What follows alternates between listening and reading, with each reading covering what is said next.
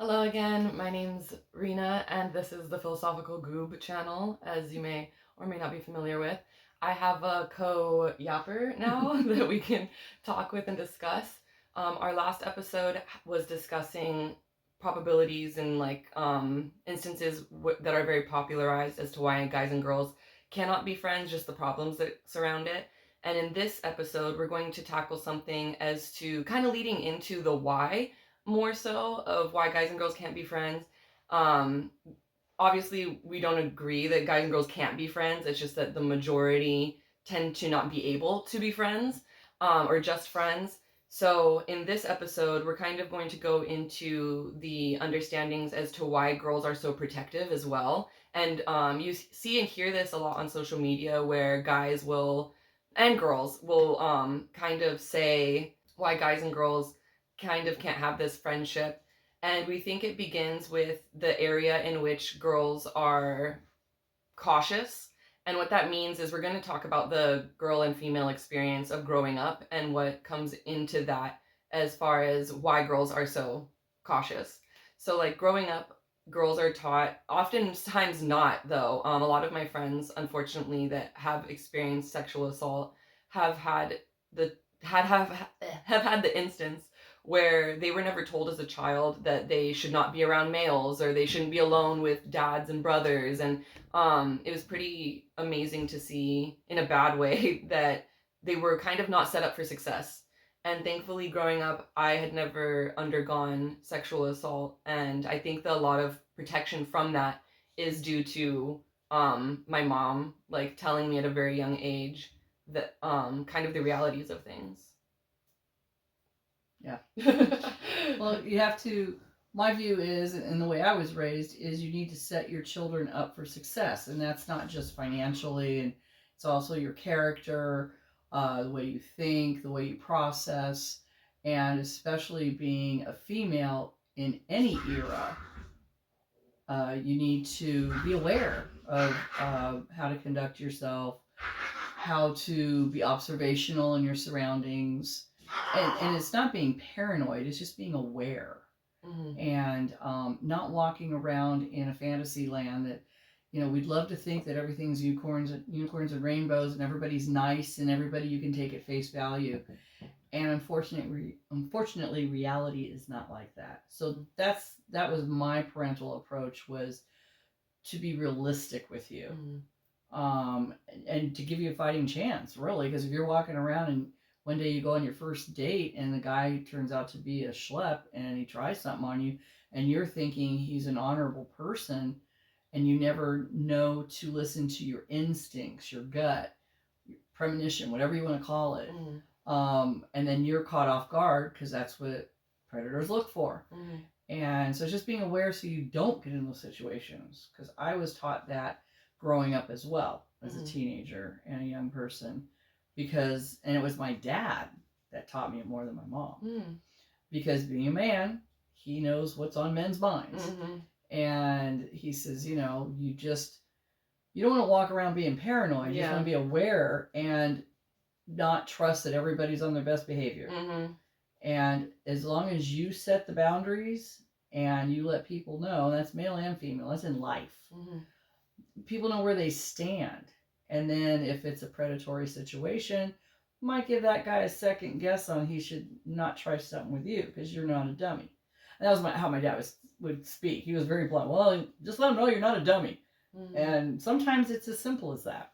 Yeah, and I remember, like, when I was pretty much as soon as I was able to grasp the concept, she had talked to me about, like I said, I just use it as a basic example, but like not being alone with brothers or fathers, no matter who they are. So it doesn't matter how much as a child you kind of trust everybody, especially adults, because you think that they're like your parents. And so when she had instilled that in me in a young age, that actually prevented me from probably multiple times that I can think of being in a situation where it could have gone sideways, like really easy. Like we had a neighbor that was like kind of creepy. Say very. Yeah, very. After all was said and done, very. Yeah, and we would play, like, as children, like, he had a daughter, so we would, like, play with his daughter, and then, like, there was times where he would, like, try and take us to Chuck E. Cheese, or, like, as a parent, and there was an incident, not an incident, but, like, it could have been an incident kind of thing, where he was just asking very weird questions, and then very probing questions, like, kind of ones that, like, an adult has no business asking a kid. Especially because we were so little. I think we were, like... You were, like, seven or something seven, like that. 8, yeah, 7 years old. And, like, I remember, because not only, like, do TV and film help a little bit, but, like, granted, they're more like the analogy type method, where, like, my mom had already taught me and told me these things as a child. So then when I would see them in TV or television, I'd be like, oh, it was so I could identify them quicker. And I remember when I was leaving his house, like, he had pulled me to the side and asked if I would not tell my mom what we had talked about today, because it would hurt her feelings, and he didn't want her to be mad. And he said, the key word he said was, can we just keep this a secret between me and you? And in my little kid head, I was like, oh, I'm telling my mom. And so, like, I sat there and I was like, okay. And then, like, I agreed. And then I went home and I, like, immediately told her. And then the situation ended up being able to be resolved, because if you're a kid and you don't know what to look for, that means nothing to you. Oh, he trusts me. Oh, we're going to have a secret kind of thing, because you're not thinking like that. Mm-hmm. And then when you know the realities of it, or, like, when you grow up and look back on it, you're like, oh, crap. I think he was trying to groom or something. He was trying to groom you. Yeah. And so it's instances like that. And like I said, with all of the people that have confided in me for sexual assault, I would say almost every single one, that's kind of a contradiction, but, like, a lot of them, I'd say maybe like 80%, which, granted, I didn't bring up the question, so I don't know if it was more than that, but I would say, and I've had a fair amount of people, unfortunately, like, confide that in me, and a lot of them said they were never told, like, growing up, like, by their parents, like, what to look out for, who not to be alone with. Even when my mom would say, like, as a kid, like, guys only want one thing kind of thing, but, like, also, like, driving it home in a different way, not just saying that. Yeah. You don't want to be a cliche that your kids dismiss. Mom, or gross, mom, ew. And I always, in my mind, I try to be appropriate for what age I was telling you things. You weren't, like, 5 and I'm going, watch out on dates. You're like, what's a date? I thought it was a fruit. What? And so, I would be, only give you intel that I knew that you could process, because there's no sense in confusing you or giving you something that you can't even comprehend, like you're 5 or 6, you don't even know what sex is, or predators. What is that? But I would tell you, there's the cliches, stranger danger, and the dare projects that are in all the schools and stuff, but I had to make it more realistic that you could grasp. And then, like you said, then you would watch TV, or you'd see a program, or someone would bring something up. Oh, wait, I remember Mom telling me about that a while ago. And that's what it was planting seeds. Yeah. To make you aware. I got criticized by friends once in a while, when we would, moms, we'd sit around and talk about kids and stuff. And, why are you telling her those things? You're taking away her childhood. Don't tell her all that stuff. And I'm like, are you freaking kidding me? I said, no, I don't want my kid to ever be a victim. How can they have a fighting chance at a situation if they don't even know there's a situation? And then by the time they realize they've been victimized, it's too late. Now they're a victim. And so at least this way she has an inkling that not everybody is a kind, happy person looking out for you. Yeah, and I think a key component of that too is also empowering your children. I think that that's not done a lot. I think maybe, and I'm just saying, I don't know, but it's from, anecdotal things that I've heard from the community kind of thing. Like, maybe a parent will say, like, don't be alone with a father or a brother or whatever. But the thing is too, I've heard from a fair amount of people too, that they'll try to say something happened to their parents and the parents will deny it. And, like, say, no, they wouldn't do that. Oh, you're making up things. Like, and number one, like, if a parent's not backing their child, what are you doing? Like, you're not, no offense, you're not a parent. Like, you're taking care of a little person, but also not, to what extent. Like, if you're not going to believe your child, like, I don't understand that. I know it's probably, like, from a space of also, like, trying to deny it so that it, like, didn't happen in your world, maybe. Yeah, it could be denial. It could be...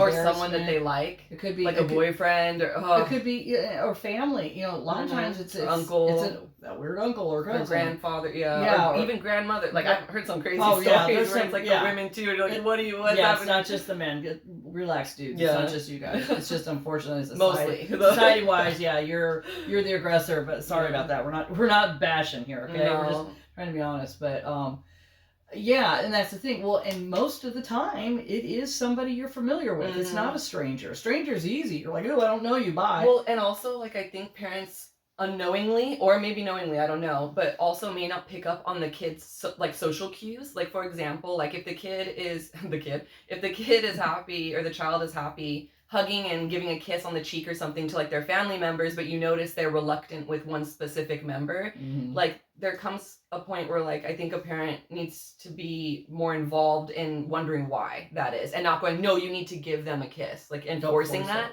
Yeah, and I've seen that sometimes where like they force it instead of asking why are they acting this specific way with this specific person. Because if as you've seen probably on like also a lot of criminal shows show this as well, which I think is something we can all pick up a little bit of. But if some behavior has changed suddenly, something has happened. So I think that's something important to pick up on that I hear from a lot of stories about sexual assault where like that was never picked up on. Right. Well, yeah, exactly. Where the parent is maybe in their own denial that the kid's being dramatic, or they're little, they don't know that that's fine or that's this, or, they kind of dismiss it. And the thing is like Rena's saying, it's knowing your child, knowing their personality, knowing their behavior, their character. If you've got an outgoing kid and then all of a sudden they're clamming up and they're not talking, and you go, oh, it's a phase.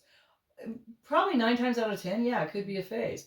Or you got to backtrack and go, okay, what has changed in our routine? Maybe that your child has a new friend, and maybe this week you let him go to that friend's house after school. Okay, that's the different component here. Okay, let me hone in on that. And don't, sit there and do this major Q&A with your child and intimidate them and make them afraid. Then they'll never come to you and talk. And you could just, kind of lightheartedly ask about their day, and then maybe if there is a situation, you got to make the child feel it's a safe place. Yeah. Not that they're going to get in trouble because they said that Uncle Joe is weird or something. Yeah, well, and especially when you're talking about cases where like the assailant is very well liked. Like if they have a really good reputation, or they're like a really good family member. Well, adults won't turn that in because they're, oh no, he's perfect. Yeah, or, exactly. Oh, I can't. No. Yeah, look at like the college girl cases, that happen a lot, where like they go to say something, oh, we don't want to ruin his life or something like that. And we've even known people, and I've heard stories as well, where like it's a close family member, and like the family will still side with them, and it's like, what is happening? Because they don't want to rock the boat. Oh, the whole family, then they're gonna have this shame or whatever. And I'm like, are you kidding? Yeah, and it's really funny how people don't seem to care unless it affects their lives personally. Like unless it's them that it happens to, all of a sudden they'll care. Like sometimes they don't even care, it seems, when it's like their daughter or their their little one, but yet when it happens to them personally, all of a sudden the world needs to burn.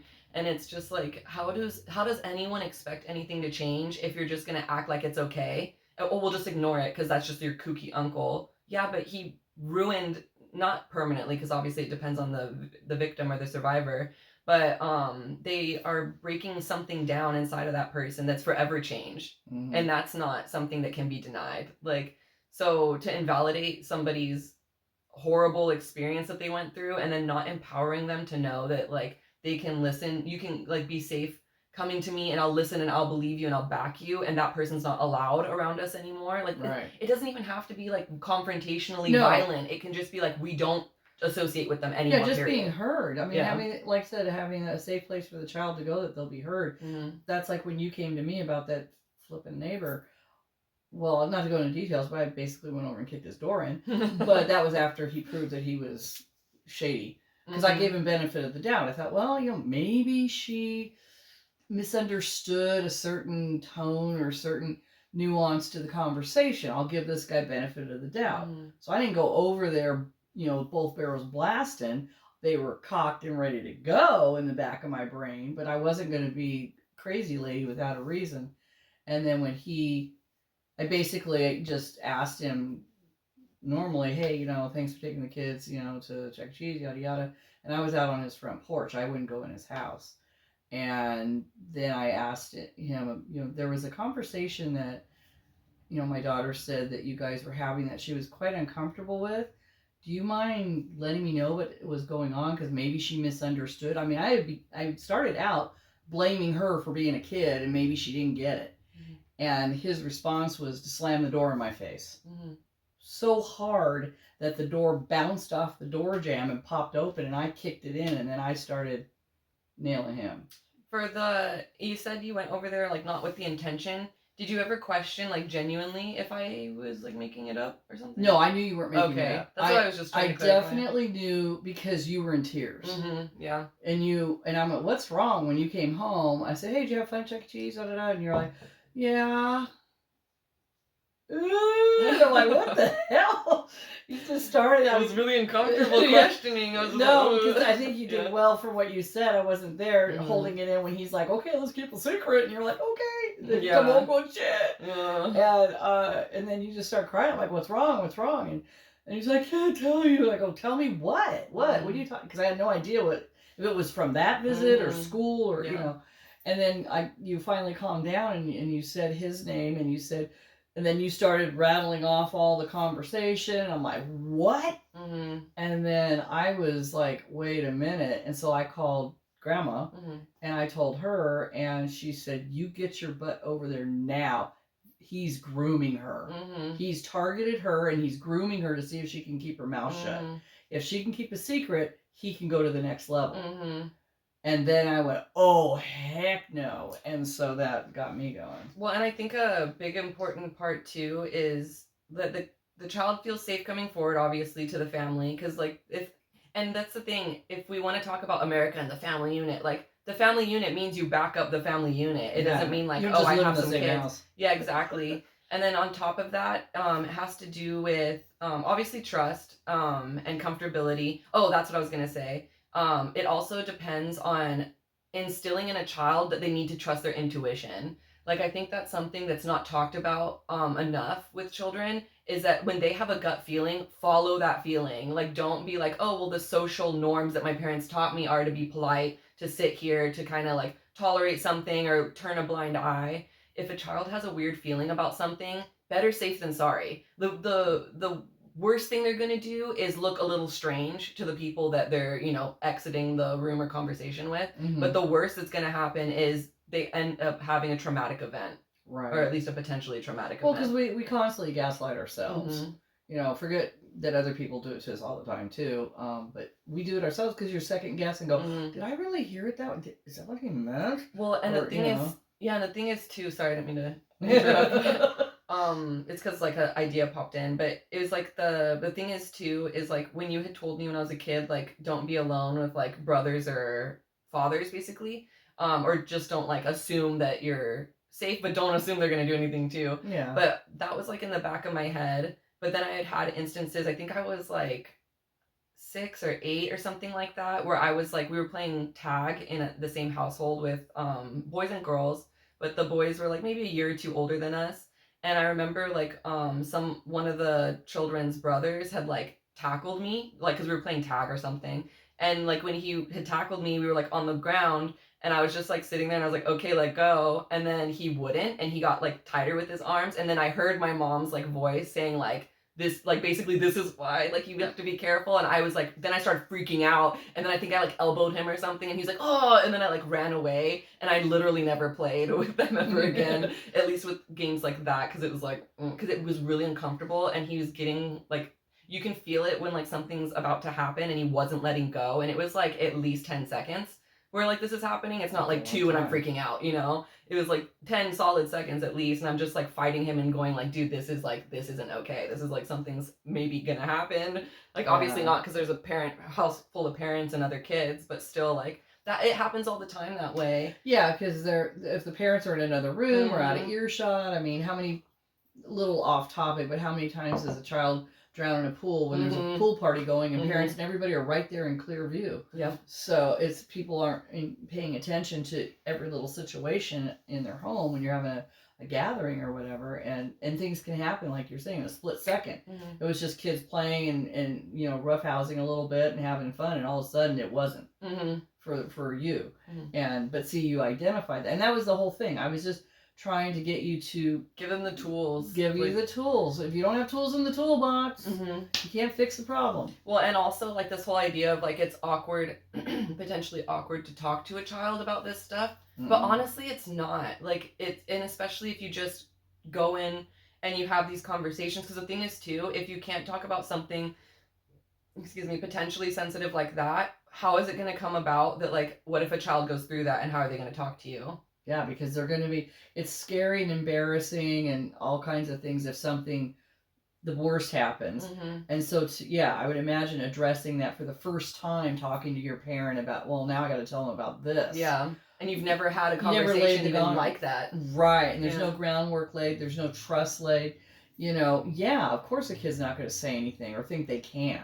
They're going to be scared, you know, and intimidated. And then especially when these predatory situations, I'll say the guy will tell them, you know, don't tell your parents. And that was the red flag too. I think you had told me, is I always said, if they ever say, don't tell your mom, or let's keep a secret, bang, you know it's bad. Yeah, and that's exactly what happened. Because I remember she was saying, like, if any, like, adult says, like, don't tell your parents, like, that's weird. Like, there's no reason that, like, a grown adult would need to keep a secret with a child. Like, unless like they don't need to ask you what time it is to get you in the car. Yeah. And or like they don't need your help finding a puppy. Like, you know, like that. I've got enough candy, thank you. Yeah, and like I think she told me that too as a child too, that like there's no reason that an adult needs your help.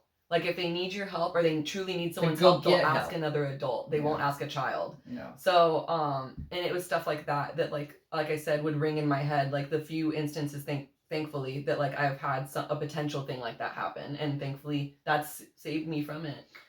Yeah, and it's just having that line of communication with your kids, you know, boys and girls, and building that trust through their growth and that understanding.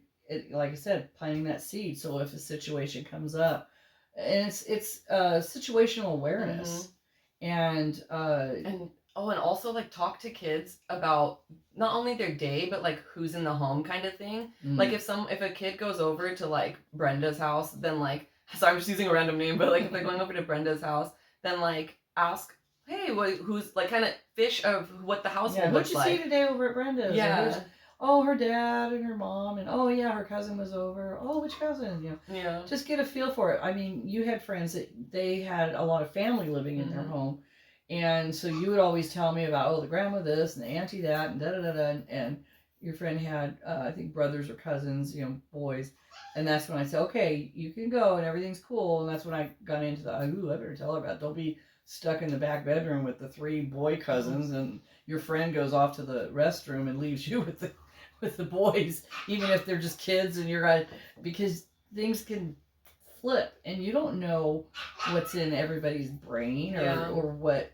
All it takes is one wackadoodle to say, hey, let's try this, pin her down. You know? And then like you think about all these social situations where there'll be, unfortunately, something like that happens, and how many bystanders like are in that situation. You have the bystander effect that takes a really big toll on these social situations where like a guy might not normally like allow something like that, but then something so out of the blue and shocking that he doesn't do anything, and he's just like there to watch it happen. His brain didn't catch up yet. And that's also like, I think that's a big trend going on in the community as well that I'm seeing, is like guys holding other guys accountable, which I'm seeing more of, which I really like and enjoy. Is like, because you hear it so much where like you have good guys but they won't do anything, and like what's the saying, like evil wins when good people stand by and do nothing. So like, and that's what it takes. And if it starts at home, you know, the conversation starts at home, then it also starts with like your relatives or like who you're hanging out with. Like, so if someone says something kind of off, even like girls, if I hear them say something kind of off or like kind of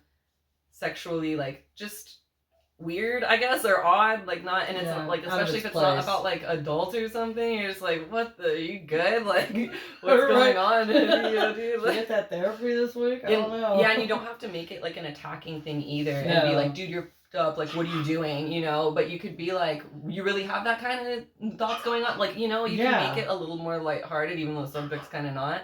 But like, there's multiple ways to say the same thing or convey the same message, Yeah. and it depends on who you're talking to. So. Yeah, definitely. No, it's well, and I remember growing up, my dad actually taught me how to punch. Yeah. He says you're not going to hit like a girl, because when I got older, he didn't know, but he was kind of, I think, predicting that I ended up, I was a club kid. I would go to the nightclubs when I was like 17 and 18, just like barely 18, and then from then on, and grew up out here, and so he's like, all right, I gotta teach you some stuff. You need to know, because back in my day, you didn't have all these self-defense courses, and you had martial arts, but that was for serious people. Yeah. It wasn't for ladies or women to learn self-defense. It was for competing. So what he would do, which I tell people nowadays, they're like, damn, is he would start out and he would show me the proper way to make a fist and the proper way to throw a punch with your shoulder, not your wrist, not your forearm. Especially not bent. I see not some bent. guys Oh, do that. gosh. I saw a video like yesterday. It was on TikTok, and he was drunk, and he was looking at another guy, and the guy was like, yeah, and he was like all ripped up, and he's like, punch me, and the guy like is like this, I kid you not, like bent, and he's like going, and he goes to punch, and he misses and hits a girl behind him damn. who already has a shoulder brace on, and I was like, dude, you just obliterated this girl's shoulder. Good thing he wasn't Good thing he can't punch, yeah. Yeah, good thing he didn't know what he was doing. Yeah. So yeah, he would teach me, don't put your thumb inside. No. Because you'll break your your thumb, dummy. And and you hit, straight with the knuckles with the shoulder. And do like you said, he put his bicep up, and you go three punches, you get 3 shots, and then I will hit you back half as hard as you hit me, so you know how hard you're hitting. So in the beginning, it was like, really, this is half of what you're doing. It's nothing. And then as time would go on, he would come up to me, hit me. He would come up to me randomly, like, it wouldn't be once a week or we had a set time. It would be 4 o'clock every Thursday. Yeah, right. He'd walk by me in the kitchen, and you go 3 shots. That's cool. And I'd be like, oh, so I had to think, and I couldn't set it up. That's good though, because like imagine how many things and instances where it happens out of the blue and you get people that freeze. Well, and it's like nobody comes up to attack you and goes, okay, 3 get ready now. I'm going to attack you. Yeah. So he would, and maybe a month would go by, and then he'd come back. It was usually like after dinner or something, because when he was home, and he'd come by, and it was always in the house for some reason. It was never when we were outside. And my mom would be making dinner, and she'd be like, stop that, she's a girl, you're gonna hurt her. He goes, she needs to know this stuff. And so when I got to be about, I think it was about 16 to 17, when he hit me back, it stung. And I went, ow. He goes, you're getting good. I'm just saying that's half of what you hit me. When he made me cry, then my mom said, that's it, no more. And I did get a bruise. And so, but he goes, no, you hit, they feel it. Good. And I did it once in a nightclub, and I decked a guy. So, and he was so proud. My dad was like, yes! And the guy was a nut. He was a nutter, man. A nutter. He was just getting fresh in a stupid way, thankfully, and in the club, and we were just sitting around the table having our drinks, and he was just being a butt. And thankfully I had jeans on. If I had a short skirt, it would have probably happened sooner. But he would put his hand on my knee, and I said, don't do that. I don't know this guy. Get your hand off my leg. And then he'd bring it back, and each time he put it back higher up my thigh. And I'm like, I told you, take it off. Don't do that. Then he put it back. The third time, I just went, boom. And I got him in the shoulder. I didn't hit him in the face. I hit him in the shoulder. The chair went back. He went flying. I'm like, damn. And my friend was laughing like, what? And his friend was like, yes. Yeah. Because he was being a butt to his friend. Back in the day, they had glassware in the club, not plastic. And so his friend had been drinking, and he went up and hit the bottom of the glass and nearly chipped the dude's tooth. Shit. He got his lip in it, and his lip started bleeding. And I'm like, what the frig, What's dude? wrong with this guy? So his friend's like, thank you. Yeah. You know, and then I left, my friend and I went to the bathroom, and she's like, that was great. I'm like, and the adrenaline, I'm like, oh, wow, that feels really weird, because I've never been an aggressor physically.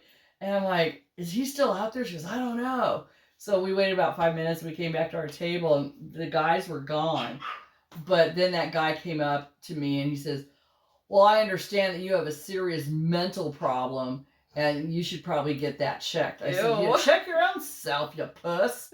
And then Way to project. Yeah, right. And then he walked away, and then I told my friend, I go, you know what, we need to leave, and we got a bouncer to walk us to the car, because I didn't trust that he would try something. What a freaking psycho, jeez. No, it was, and he's all, oh, I'm in the service, and, you know, I'm going out, you know, next weekend, so can we get together? And I'm like, are you freaking serious? That's all you got?